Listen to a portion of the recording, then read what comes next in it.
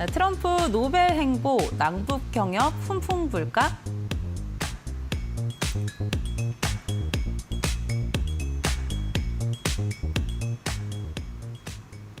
네, 사실 트럼프 대통령이 당선했을 때부터 노벨 평화상에 관심이 있다라는 거 많은 분들이 알고 계셨을 것 같은데요. 이에 대해서 좀 구체적인 이야기들도 많이 나오고 있는 것 같고요. 또 그러면 결국에는 북한을 좀 지켜봐야 되지 않나라는 생각 듭니다. 오늘 남북 경협주 좀 어떻게 정리를 해볼까요? 네. 지난 3년 동안 우리 남북한 관계는 완전히 파탄난 상태였습니다. 남북 간에 이렇게 대화가 없이 긴 시간을 보낸 적도 없었는데요.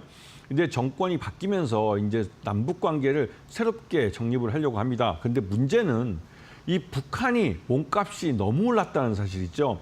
러우 전쟁에 이 북한이 파병을 하면서 이 러시아로부터 에너지나 또 각종 식량 이러한 기본적인 생필품들을 받으면서 말 그대로 좀 대화에 천천히 나가도 될 만큼 여유가 생긴 모습입니다. 그러다 보니 이 트럼프 대통령이 김정은 북한 지도자죠. 지도자랑 이 친분을 앞세워가면서 다시 만나서 북미 간의 대화를 할 거다라고 했지만 북한은 웬만한 선물 보따리를 내놓기 전에는 대화의 장에 나오려고 하지 않고 있습니다. 그래서 며칠 전에 백악관에서 우리 한국 정부가 북한과 대화를 하려고 하는 노력을 높이 평가한다는 말이 나왔죠. 이 말은 이 북한과 대화하고 싶은 미국이 우리 한국이 다리를 좀 다시 놔달라는 그런 의미이기도 합니다.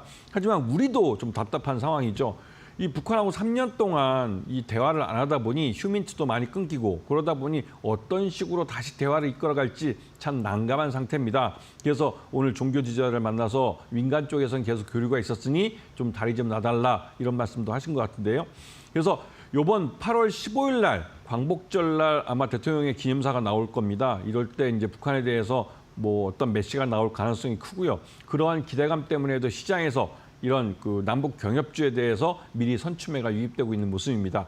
결과는 무엇이든 간에 남북 간의 대화가 이루어질 것이고 한반도 평화는 이 코스피 5,000피의 기본 전제가 되는 것입니다. 그렇기 때문에 남북 경협도 개성공단이나 금강산한강을 여전히 희망하는 우리 한국 기업들이 있습니다. 그래서 반드시 다시 재개될 것이고 그렇기 때문에 이런 종목들을 주의 깊게 관심을 두고 보셔야 될 타이밍입니다.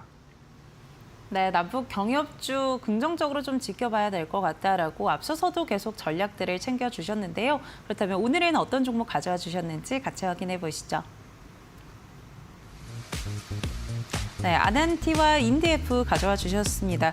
아난티도 워낙 긍정적인 이야기 해주셨고요. 인디에프 같은 경우도 같이 많이 한번 살펴봤었는데요. 오늘 흐름은 어떨지 같이 짚어보시죠.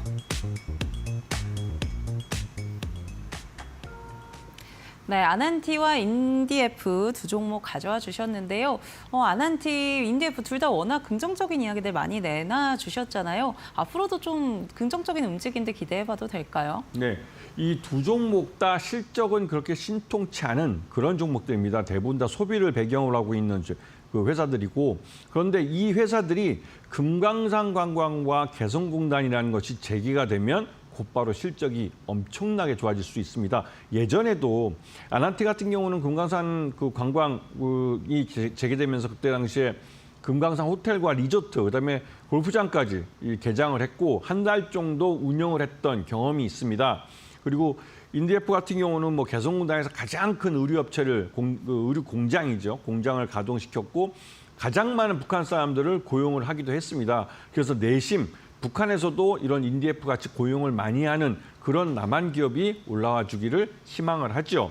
그래서 그때 당시를 돌이켜보면 인디에프 같은 경우는 실적이 굉장히 좋았습니다. 왜냐하면 지리적으로 개성공단은 제품을 만들자마자 곧바로 이 남북 출입국 사무소를 통해서 물건을 빼올 수가 있고 그런 빼온 물건을 인천항을 통해서 곧바로 수출할 수 있기 때문에 이 물류면에서 굉장히 유리합니다. 지금 우리 한국 기업들이 베트남이나 인도네시아나 필리핀에 많이 진출해 있는데 그쪽에서 우리 한국이 갖고 와서 해외로 나갈 경우에는 물류 비용이 또 따로 많이 들어가죠. 그렇기 때문에 북한은 저임금 노동력에 또 이런 물류적인 이점 이런 것 때문에도 우리 중소기업들에게는 굉장히 큰 강점이 있는 산업단지입니다. 그렇기 때문에 지금도 이 개성공단에 입주했던 기업들이 여전히 재입주를 희망하고 정부에 요구를 하고 있죠. 그렇기 때문에 이 개성공단도 그렇고 금강산 관광도 그렇고 다시 재개될 가능성이 큽니다. 그에 따라서 금강산 관광으로 대표되는 아난티, 그다음에 개성공단으로 대표되는 인디에프 이런 종목들을 좀 보시는 게 좋으실 것 같고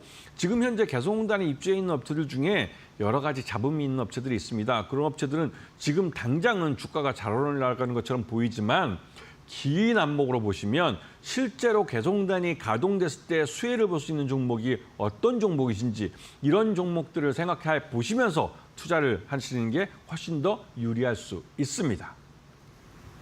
네, 남북 경협주 기대감으로 움직이는 종목이지만 실제로 수혜를 받아갈 수 있죠. 그렇기 때문에 그런 종목들 잘 선택을 하셔야 될 것 같은데요. 그렇다면 오늘 애프터픽 뭘로 꼽아주실지 궁금합니다. 네, 이번에는 인디에프를 좀 말씀을 드리고 싶습니다. 지금 현재 개성공단 입주한 기업들 중에 주가는 가장 싼 좀 저가주로 보이지만 실제로 사업의 실체를 갖고 있고 실제로 이 개성공단에 재입주를 할 가능성이 가장 높은 회사죠. 왜냐하면 지금도 인디에프는 자신들이 한국에서 이제 판매하거나 해외로 수출하는 이 의류들을 대부분 다 아웃소싱을 통해서 조달을 합니다. 그 말뜻은 자체 공장을 갖고 있지 않다는 것이죠. 인디에프는 개성공단이 재가동되면 개성공단 공장을 다시 재가동시킬 겁니다. 그때 당시에 이 개성공단에 있는 인디에프 공장이 가동이 될 때 그 수익률이 장난 아니었습니다. 그렇기 때문에 지금도 마찬가지로 그 북한의 노동력 저임금은 여전히 유효합니다. 그리고 물류적인 이점도 여전히 유효하죠. 그렇기 때문에 인디에프는 사업의 실체를 갖고 있는 기업이고 그 기업이 다시 개성공단에 입주했을 때는 그 수익이 그 예전보다 훨씬 더 커질 가능성이 높습니다. 왜냐하면 지금 개성공단을 생각할 때 예전에 한 50만 평 갖고 시작하지만 지금은 한 100만 평으로 더 넓히려고 하고 있습니다. 거기서 가장 큰 공장 넓이를 갖고 있었기 때문에 인디에프는 추가적인 증설을 할 가능성이 높은 그런 기업이죠. 그렇기 때문에 긴 안목으로 인디에프를 장기적으로 투자해 보시면 꽤 큰 수익을 가져가실 수 있을 겁니다.